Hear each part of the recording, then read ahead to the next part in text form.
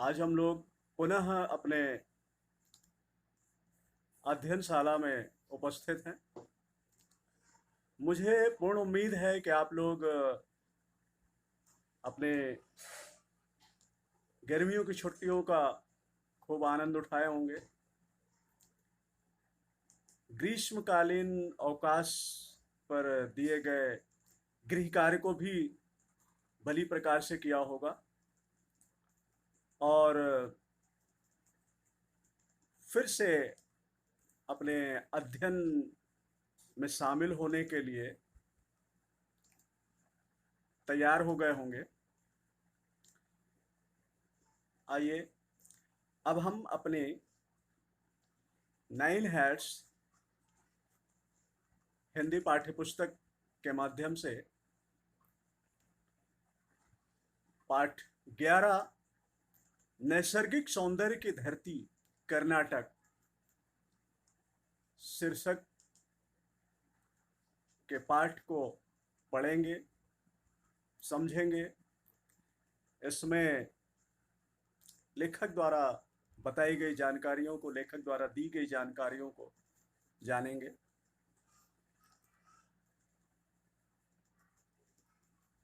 पाठ पर पहुंचने से पहले, पाठ में दिए गए जानकारी को समझने से पहले बातों पर भी हमें ध्यान देना चाहिए।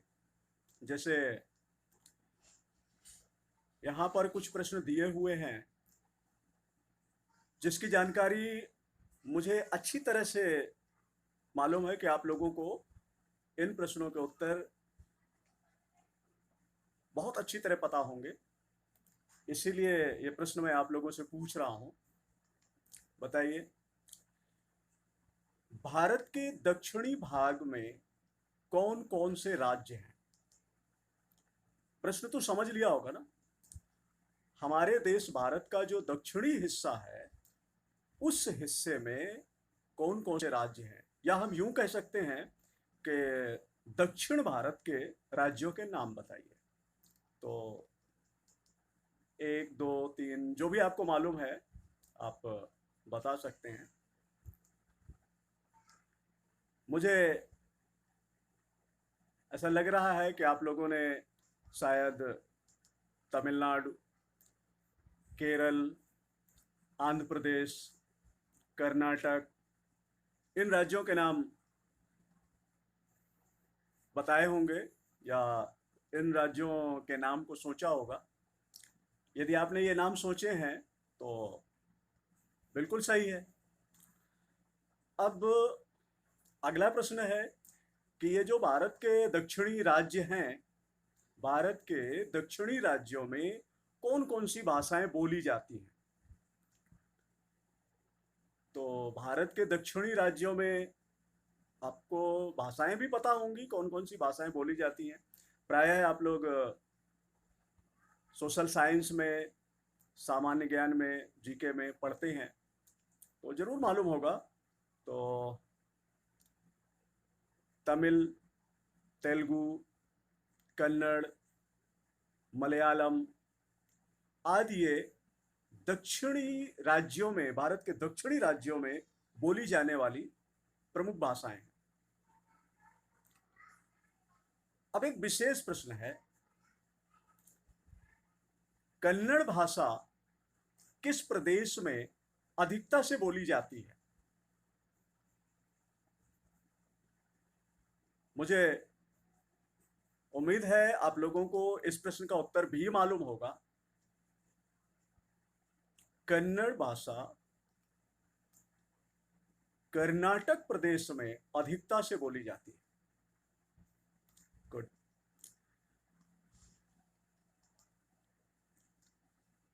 पाठ 11 नैसर्गिक सौंदर्य की धरती कर्नाटक। यह एक, विद्यार्थियों, पाठ लेखक के द्वारा जो दिया गया पाठ है नैसर्गिक सौंदर्य की धरती कर्नाटक, यह एक प्रकार का पर्यटन लेख पर आधारित पाठ है। पाठ के माध्यम से लेखक ने भारत के दक्षिण दिशा में बसे कर्नाटक राज्य की सुंदरता, ऐतिहासिक महत्व, धार्मिक एवं सांस्कृतिक महत्व का वर्णन किया है। प्रस्तुत पाठ के माध्यम से लेखक ने बच्चों को राज्यों की विविधता, मौलिकता, प्राकृतिक सौंदर्य एवं देश प्रेम जैसे मूल्यों का भी परिचय दिया है। कर्नाटक के धरती के सौंदर्य के विषय में यह पाठ है, तो उस बात को ध्यान में रख करके यह कहा जा सकता है कि लेखक ने हमें पर्यावरण के प्रति भी जागरूक होने के लिए प्रेरित किया है। आइए पाठ पढ़कर लेखक के द्वारा दक्षिण भारत के राज्य कर्नाटक के विषय में दी गई जानकारी को समझते हैं। कर्नाटक राज्य के बड़े बड़े मैदान, हरे भरे उद्यान, मनोरम पहाड़ियां तथा शांत बहती गंभीर नदियां मानो प्रकृति का समस्त वैभव इस प्रदेश पर न्यौछावर करने को आतुर हो। वैभव संपन्न कोलार की पहाड़ियां, विख्यात ऐतिहासिक स्मारक, नैसर्गिक सौंदर्य तथा सांस्कृतिक भव्यता पर्यटकों का ध्यान आकृष्ट करने हेतु पर्याप्त है। पाठ के माध्यम से कहा जा रहा है कि कर्नाटक के बड़े बड़े मैदान, हरे भरे उद्यान, मनोरम पहाड़ियां, शांत बहती नदियां, वैभव संपन्न कोलार की पहाड़ियां, विख्यात ऐतिहासिक स्मारक, नैसर्गिक सौंदर्य तथा सांस्कृतिक भव्यता कर्नाटक राज्य में आने वाले किसी भी पर्यटक का मन मोह लेती है, क्योंकि यह राज्य प्राकृतिक संपदा से भरा हुआ है एवं ऐतिहासिक धरोहरों से भी संपन्न है।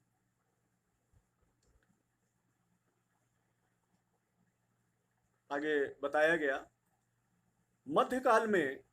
मध्यकाल से ही इस प्रदेश को कर्नाटक के नाम से जाना जाता है। यहां कन्नड़ भाषियों की अधिकता देखने को मिलती है। ऐतिहासिक दृष्टि से यह प्रदेश बहुत अधिक प्राचीन नहीं है। लगभग 10वीं शताब्दी के पश्चात इसका अस्तित्व एक स्वतंत्र इकाई के रूप में जाना जाने लगा। कालांतर में चोल, पांड्य, पल्लव और राष्ट्रकूट आदि राजवंश एक दूसरे के बाद तत्कालीन कर्नाटक के शासन मंच पर आए तथा समय के साथ साथ विलुप्त हुए। उत्तर भारत पर जहां लगातार मुसलमानों के आक्रमण हो रहे थे, वहीं दूसरी ओर इस क्षेत्र के शक्तिशाली राजाओं के मध्य भी वैमनस्य बढ़ता गया। इन परिस्थितियों का लाभ उठाकर अलाउद्दीन खिलजी तथा मोहम्मद तुगलक ने यहां आक्रमण किए। इस सबसे कला, संस्कृति और समाज सभी बुरी तरह प्रभावित हुए। क्या बताया गया? मध्यकाल से ही इस प्रदेश को कर्नाटक के नाम से जाना जाता है। अभी हम समय को 3 भागों में बांट दें, प्राचीन काल, मध्यकाल, नवयुग, तो जो बीच का भाग है उसे मध्यकाल कहा जाएगा। तो बताया गया है कि मध्यकाल से ही यह प्रदेश कर्नाटक के नाम से जाना जाता है। इस प्रदेश में कन्नड़ भाषा बोलने वाले लोगों की अधिकता है। इस प्रदेश के लोग कन्नड़ भाषा बहुत अधिक बोलते हैं। कन्नड़ भाषा को ही जानने समझने वाले ज़्यादातर लोग हैं।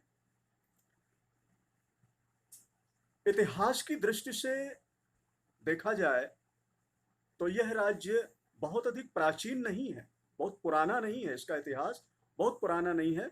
लगभग 10वीं शताब्दी, आज हम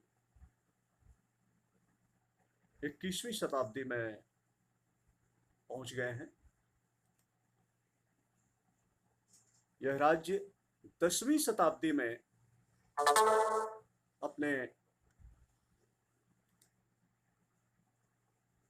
अस्तित्व में आ गया था, एक स्वतंत्र इकाई के रूप में अस्तित्व में आ गया था। इस राज्य में चोल, पांड्य, पल्लव और राष्ट्रकूट जैसे राज्यवंशों ने शासन किया और समय बढ़ने पर विलुप्त भी हो गए।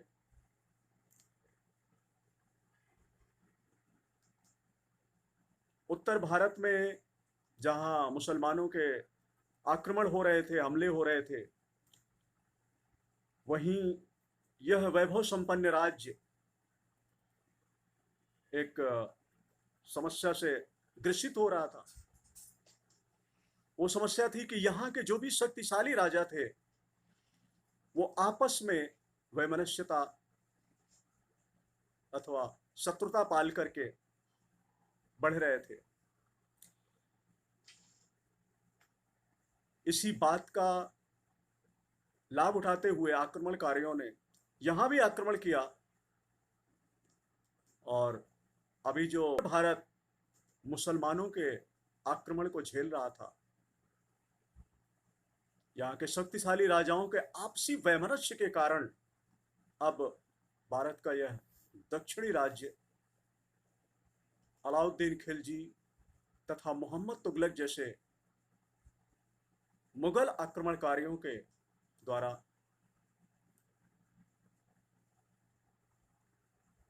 आक्रमण किए जाने से नष्ट हुआ। यहाँ की संस्कृति, यहाँ की कला, यहाँ का समाज उस आक्रमण से, उस हमले से बहुत बुरी तरह प्रभावित हुआ। आगे बढ़ते हैं। कर्नाटक पर विजयनगर के राजाओं ने 100 वर्षों से अधिक समय तक राज्य किया, परंतु कालांतर में विजयनगर का समस्त वैभव काल की गर्त में समा गया तथा मुसलमानों ने दक्षिण भारत में भी अपने राज्य का विस्तार कर लिया। हैदर अली ने छोटे छोटे खंडों में बटे हुए कर्नाटक को एक सूत्र में बांधने का प्रयास किया। उनके पुत्र टीपू सुल्तान के काल में इसे मैसूर नाम दिया गया। यह तत्कालीन मैसूर में संगठन, समृद्धि व वैभव की दृष्टि से एक महत्वपूर्ण प्रयास था। बताया जा रहा है कि कर्नाटक राज्य पर विजयनगर के राजाओं ने 100 वर्षों से भी अधिक समय तक राज्य किया, परंतु विजयनगर के राजाओं का भी राज्य काल के गर्त में चला गया, यानी उनका भी समय समाप्त हुआ। अब यहां पर मुसलमान शासनकाल फैल रहा था। हैदर अली ने छोटे छोटे टुकड़ों में बटे इस राज्य को एक सूत्र में पिरोने का प्रयास किया, एक संगठित इकाई बनाने का प्रयास किया। उसके बेटे टीपू सुल्तान ने इस राज्य को मैसूर नाम दिया था। टीपू सुल्तान के शासनकाल में कर्नाटक मैसूर के नाम से जाना जाता था।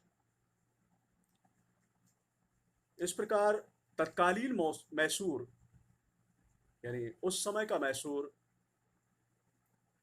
संगठन, समृद्धि, वैभव की दृष्टि से एक महत्वपूर्ण राज्य बना। ठीक है, आज पाठ 11 के पाठांक को पढ़ेंगे। मुझे उम्मीद है कि पाठ को आप लोगों ने पढ़ा, समझा।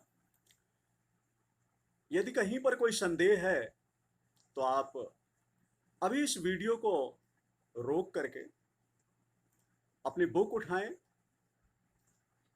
फिर से पृष्ठ संख्या 87 को पढ़ें। पढ़ने के बाद वीडियो पुनः सुनें और वीडियो सुनने के बाद पाठांक को समझें तथा आगे पूछे जाने वाले प्रश्नों के उत्तर दें।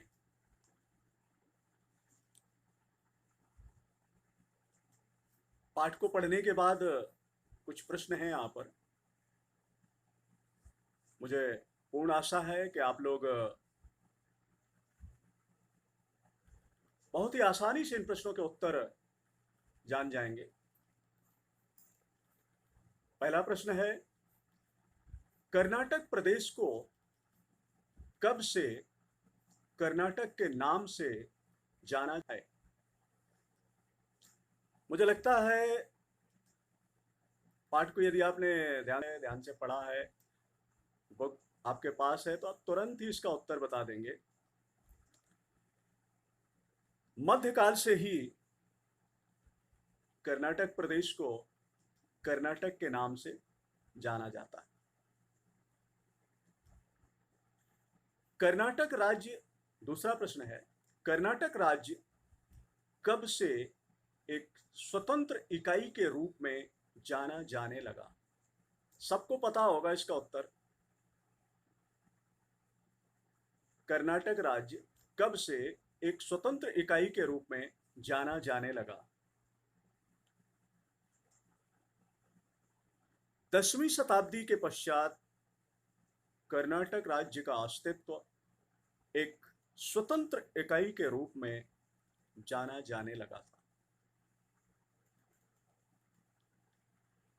क्या आप लोगों के उत्तर सही हो रहे हैं?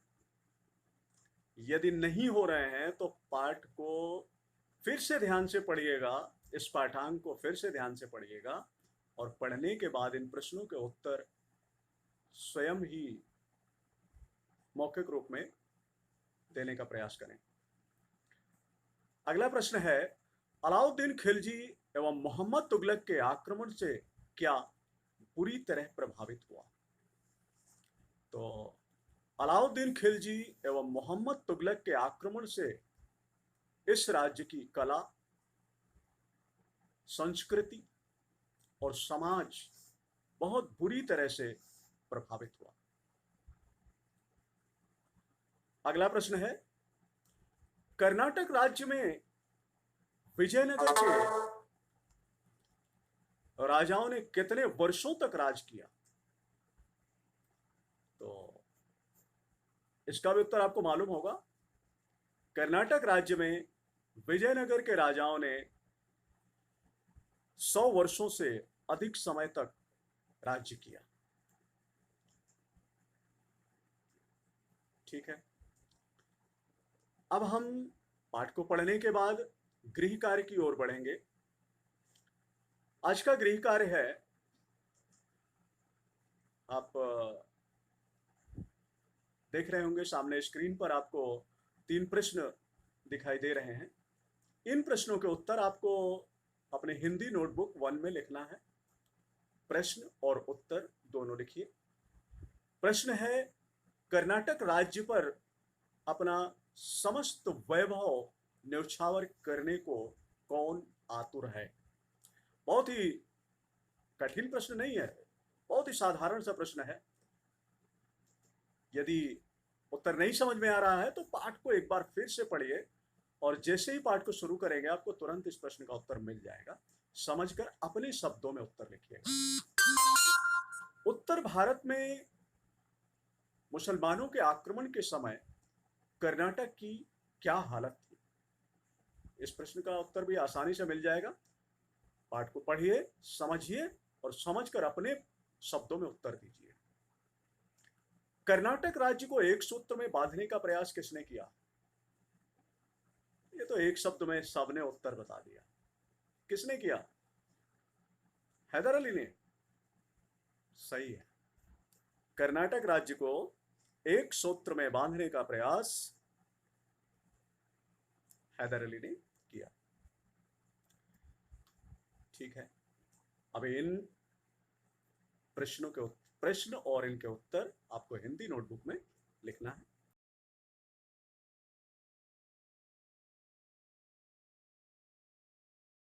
विद्यार्थियों, इसके साथ आज का हिंदी अध्ययन समाप्त होता है।